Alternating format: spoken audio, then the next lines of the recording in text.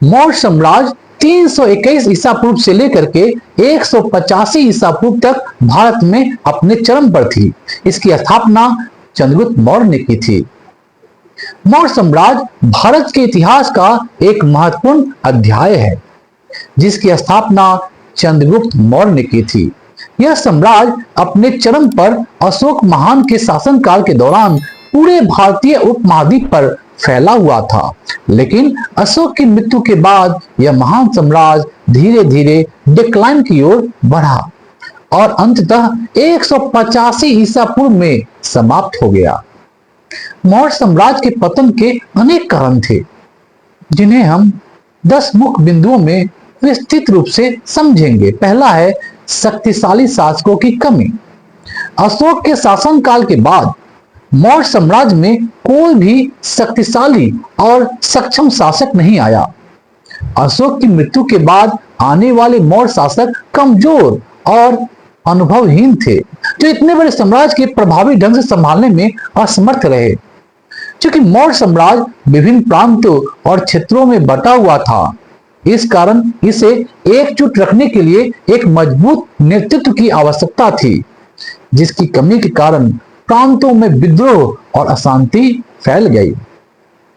दूसरा कारण था प्रशासनिक कमजोरी और प्रांतों की स्वतंत्रता, ऑटोनोमी।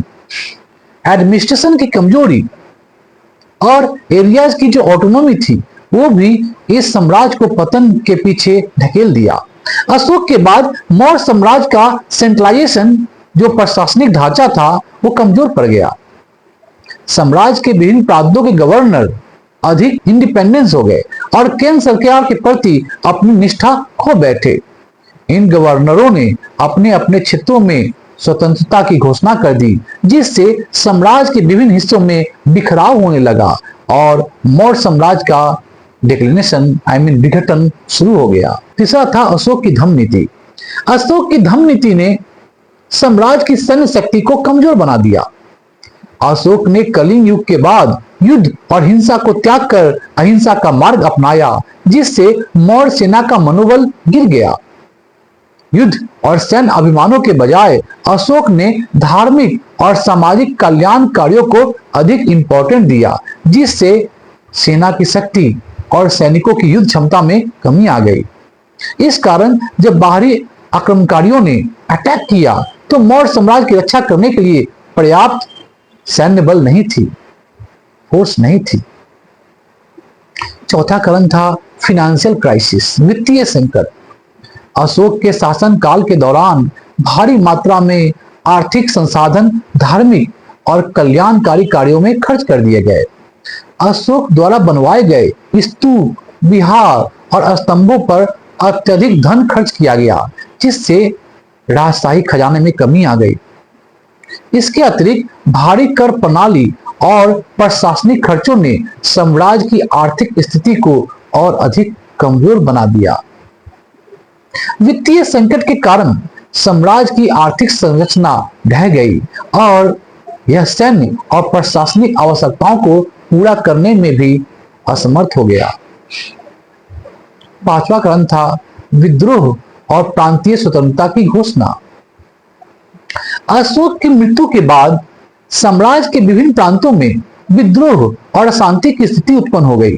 पंजाब, बंगाल, दक्षिण भारत और अन्य क्षेत्रों में स्थानीय शासकों और जनजाति प्रमुखों ने विद्रोह कर स्वतंत्रता की घोषणा कर दी। इन विद्रोहों का प्रभावी ढंग से दमन नहीं किया जा सका, जिससे मौर्य साम्राज्य का जो डिक्लिनेशन था, विघटन था और तेज हो गया। स्थानीय शक्तियों का उदय और उनके प्रभाव में वृद्धि ने मौर्य साम्राज्य की जो पॉलिटिकल यूनिफिकेशन थी, एकता थी, उसको समाप्त कर दिया। छठा कारण था सेना की कमजोरी और बाहरी आक्रमण। अशोक के बाद मौर्य साम्राज्य की जो सैन्य शक्ति थी, बहुत कमजोर हो गई थी।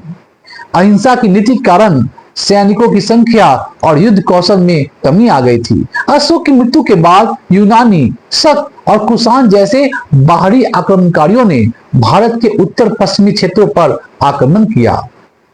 मौर्य सेना इन आक्रमणों का सामना करने में असमर्थ रही, जिससे साम्राज्य की सीमावर्ती क्षेत्र बाहरी शक्तियों के हाथ में चले गए। सातवां कारण है ब्राह्मणों का विरोध। अशोक की धम्म नीति और बौद्ध धर्म के प्रति झुकाव के कारण ब्राह्मण वर्ग मौर्य शासन से असंतुष्ट हो गए थे। अशोक द्वारा यज्ञ और बलि प्रथा के विरोध तथा बौद्ध धर्म के प्रचार प्रसार ने ब्राह्मणों को नाराज कर दिया।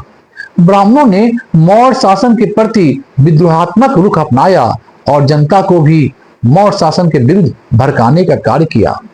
इससे मौर्य साम्राज्य की सामाजिक संरचना और राजनीतिक स्थिरता कमजोर पड़ गई।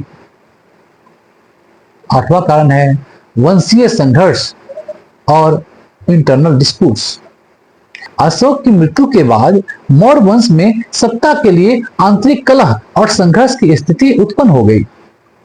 अशोक के उत्तराधिकारियों के बीच सत्ता को लेकर संघर्ष चलता रहा, जिससे साम्राज्य की आंतरिक स्थिति और भी कमजोर हो गई।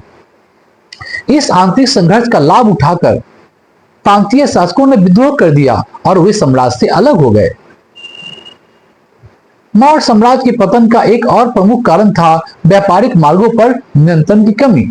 अशोक के समय में व्यापारिक मार्गों पर कड़ा नियंत्रण था, जिससे आर्थिक समृद्धि बनी रहती थी। लेकिन अशोक के बाद व्यापारिक मार्गों पर मौर्य साम्राज्य का नियंत्रण कमजोर हो गया और बाहरी शक्तियों ने इन मार्गों पर कब्जा कर लिया। व्यापारिक मार्गों के खोने से आर्थिक समृद्धि और साम्राज्य की आय में इनकम में भारी गिरावट आ गई, जिससे फिनेंशियल क्राइसिस और गहरा गया। 10वां कारण था मौर्य साम्राज्य का विशाल आकार। मौर्य साम्राज्य अपने चरम पर एक विशाल भूभाग पर फैला हुआ था, जिसे एकजुट और संगठित रखना बहुत कठिन कार्य था। अशोक के बाद कमजोर शासकों के आने से इस विशाल साम्राज्य को एक साथ बांध कर रखना असंभव हो गया। स्थानीय शासक और जनजातियां प्रमुख अपने अपने क्षेत्रों में इंडिपेंडेंसी की घोषणा करने लगे, जिससे साम्राज्य का विखंडन शुरू हो गया, पतन शुरू हो गया। विशेष रूप से विशाल आकार के कारण विभिन्न क्षेत्र में प्रशासनिक और सैन्य नियंत्रण बनाए रखना कठिन हो गया, जिससे साम्राज्य का पतन और भी तेजी से होने लगा। मौर्य साम्राज्य के पतन के ये 10 प्रमुख कारण थे, जिन्होंने इस महान साम्राज्य को धीरे धीरे कमजोर कर दिया और अंततः 185 ईसा पूर्व में अंतिम मौर्य शासक बृहद्रथ की हत्या के साथ मौर्य साम्राज्य का पूर्ण पतन हो गया।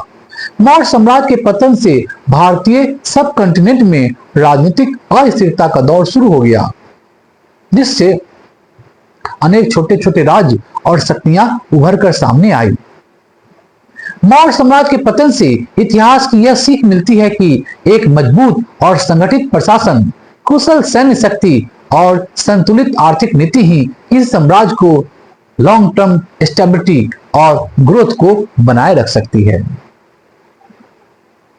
तो आज हम लोग इस वीडियो में बात किए मौर्य साम्राज्य के पतन के पीछे क्या क्या कारण थे। आशा करता हूं इसके द्वारा आपको मौर्य साम्राज्य के पतन के पीछे क्या कारण थे उसे समझने में आसानी हुई होगी। हमारे इस चैनल को आप फॉलो और लाइक कीजिए। थैंक यू, धन्यवाद।